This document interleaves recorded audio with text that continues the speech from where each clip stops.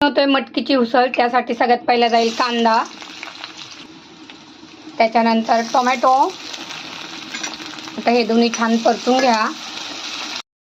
कांदा आणि टोमॅटो आपला चांगला परतून झालाय, पाहू शकता छान मस्त लालसर झाले।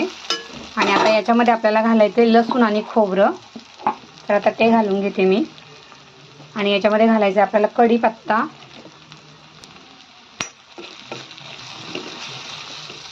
आणि आता याच्यावर हळद आणि आपला लाल मसाला तो घालून घेतला।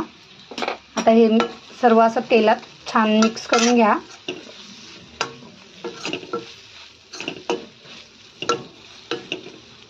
आणि आता यावर घालूया आपण मोड आलेली मटकी।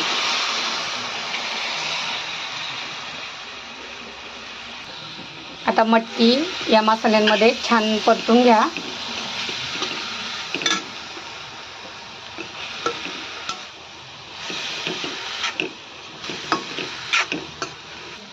चांगलं परतून झालं की यावर घालायचं आपल्याला थोडंसं शेंगदाण्याचं बारीक केलेलं वाटण। आणि आता यावरती 1 ग्लास पाणी घालून घ्या शिजण्यासाठी।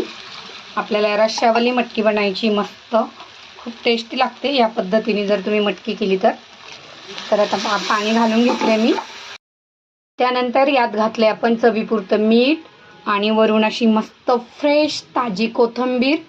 आणि आता ही मटकी आपल्याला 6-7 मिनिटं शिजून द्यायची आहे आणि आपली अप्रतिम चवीची मटकीची भाजी तयार।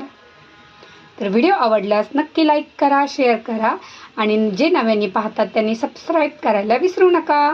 धन्यवाद।